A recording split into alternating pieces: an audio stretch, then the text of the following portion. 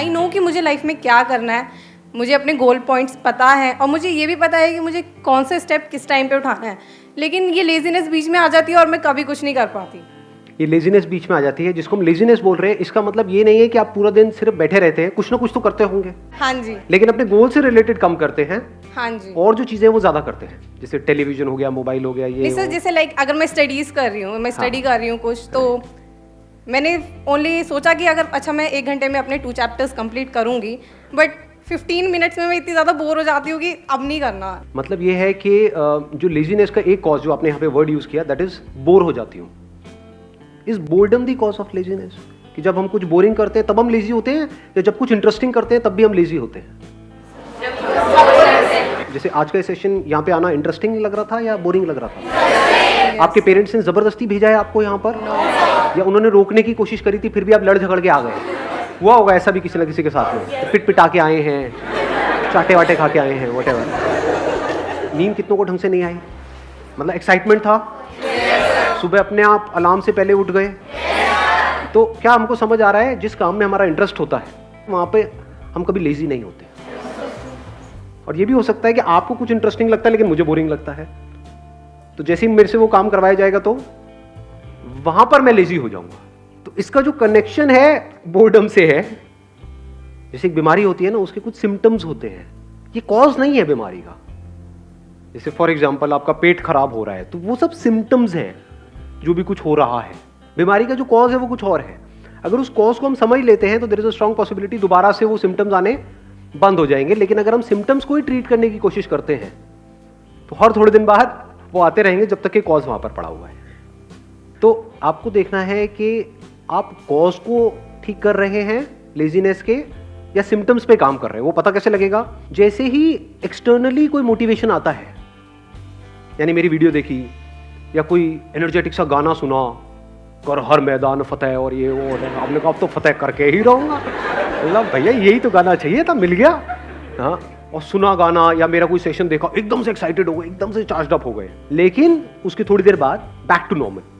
तो इसका मतलब क्या है? आप सिर्फ सिम्टम्स पे काम कर रहे हो, और अगर बार बार ये काम करते भी रहो तो इससे कुछ होने वाला नहीं।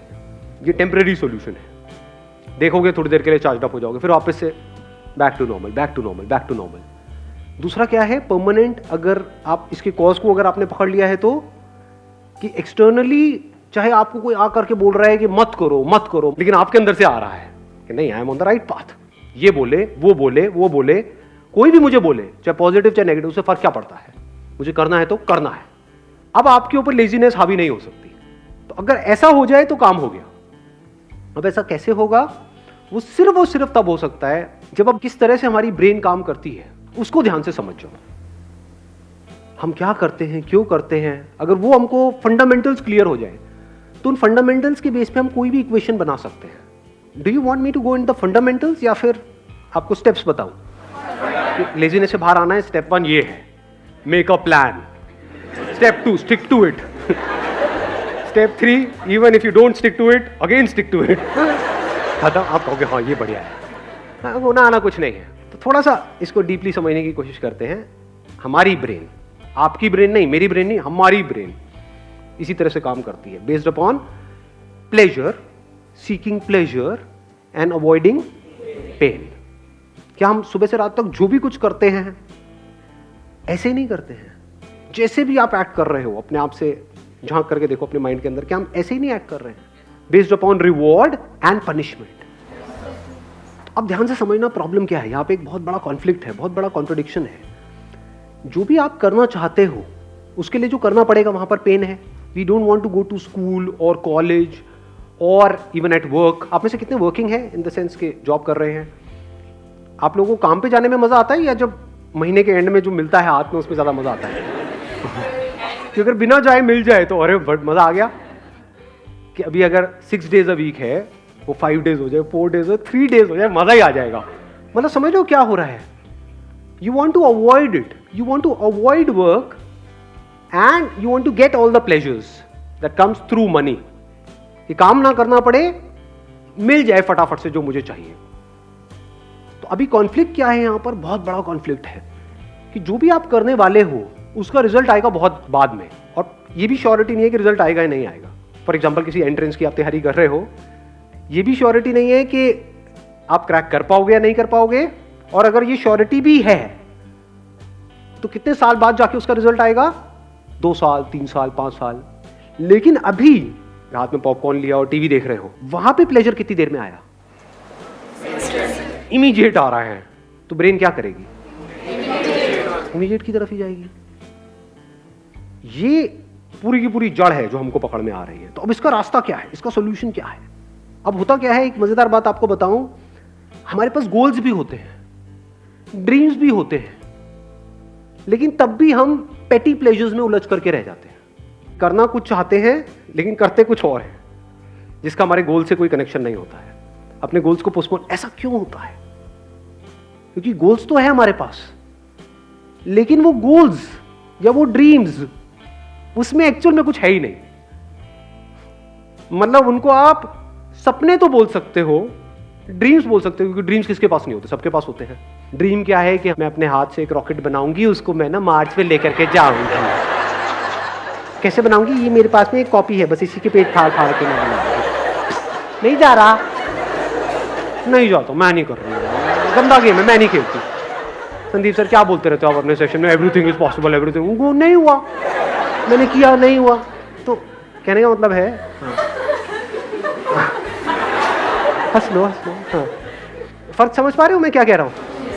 एक है ड्रीम, एक है विजन। विजन मतलब क्या, कि मेरे को ये करना है, इससे पहले मुझे क्या करना पड़ेगा, मेरे को ये करना पड़ेगा, फिर ये करना पड़ेगा, फिर ये कोर्स, ये कोर्स। विजन को आप जितना क्लियरली देख सकते हो रियलिटी बनते हुए, और वो vision as good as real है आपके माइंड में, दुनिया के लिए नहीं है, हो सकता है आपके घर वालों के लिए भी नहीं है, but you know it for sure that I have a plan, a full proof plan.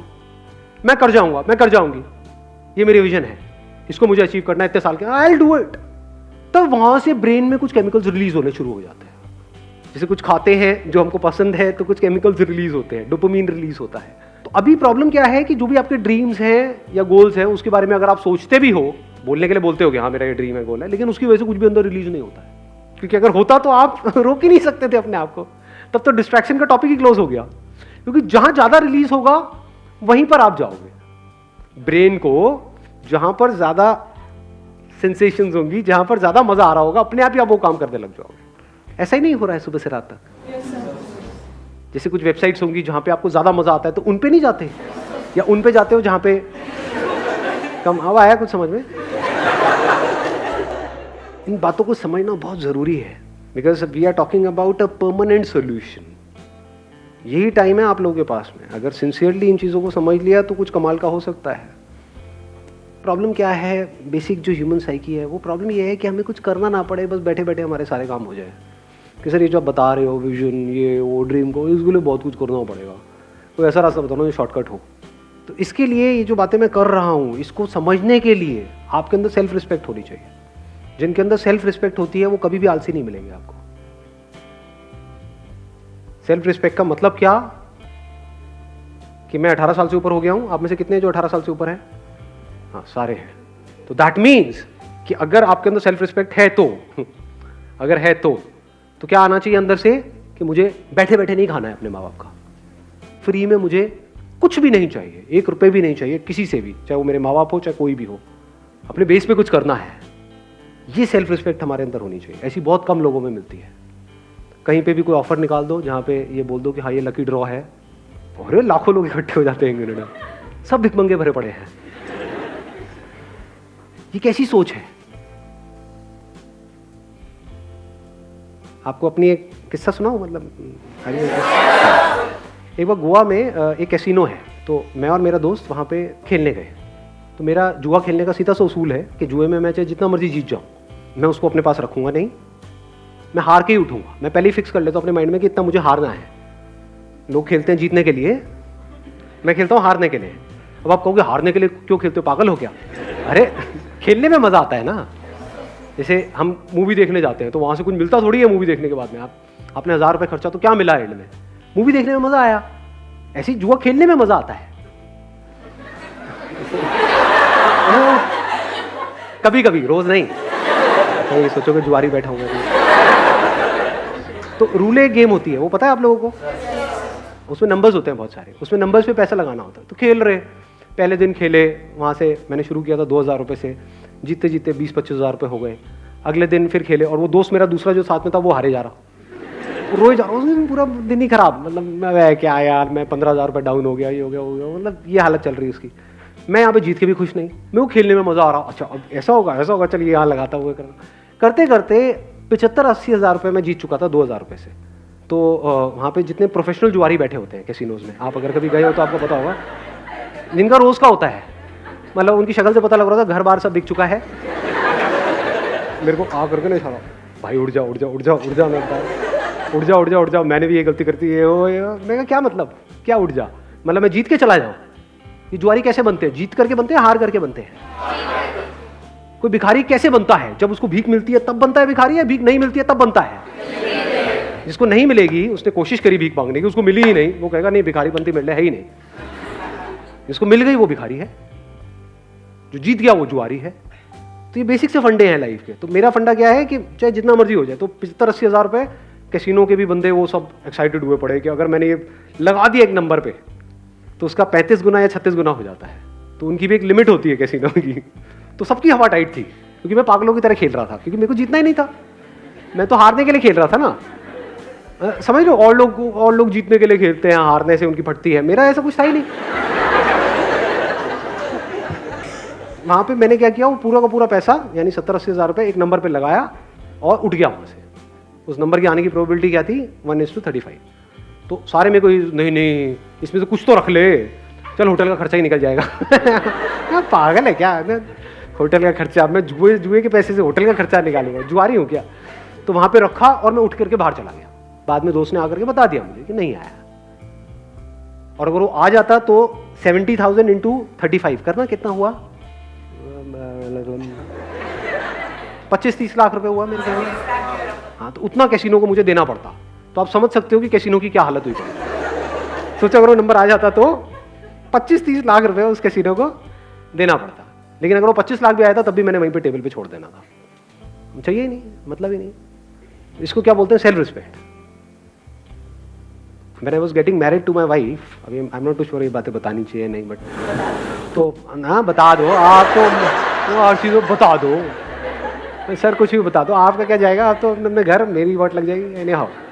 तो बट इतनी कोई बड़ी बात नहीं है, छोटी सी बात है, तो बता देता हूँ, सच है तो उसमें बताने में क्या डर। When I was getting married to my wife, तो उस टाइम पे मेरे पास में एक सेकेंड हैंड मारुति स्टीम थी। तो मेरे को उड़ती उड़ती खबर आई कि वो मेरे को होंडा सिटी देने का कुछ प्लान कर रहे हैं। अगले दिन मैं अपने ऑफिस में गया, जितनी भी मेरी सेविंग्स थी वो सारी निकाली मैंने यहाँ से वहाँ से करके, और फाइनेंस करा ली एक होंडा सिटी। अगले दिन ही ले आया। मतलब मैं कहा आप दो किसको दोगे?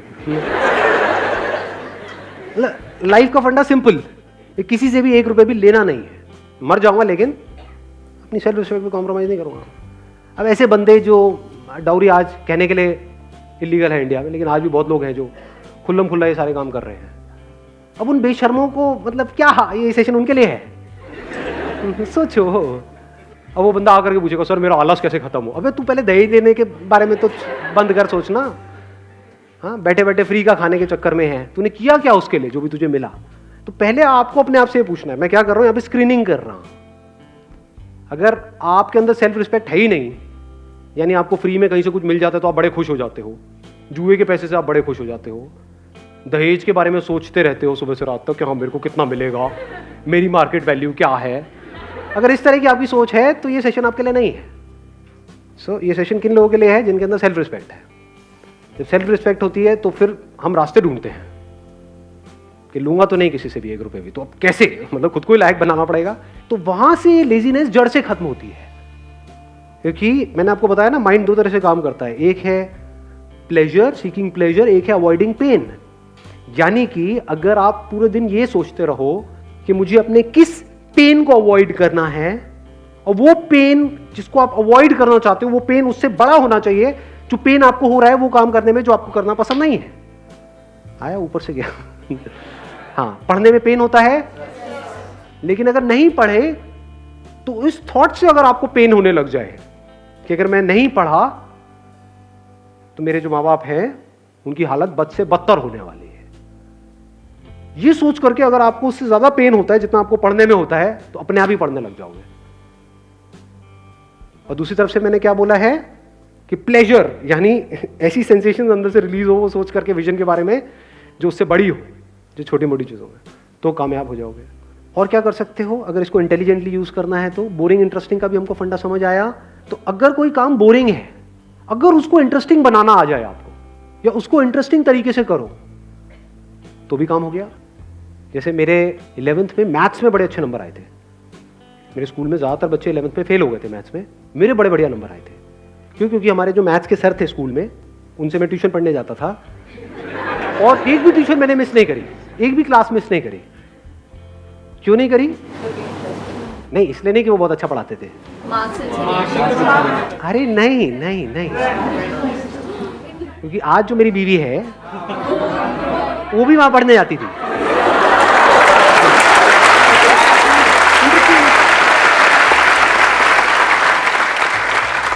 मतलब वो एक प्रॉब्लम देते थे तो सबसे पहले मुझे ही सॉल्व करनी थी वो प्रॉब्लम, क्योंकि तभी तो स्टाइल मारता ना, तभी तो मैं उसको पढ़ाने के लायक बनता पीछे से।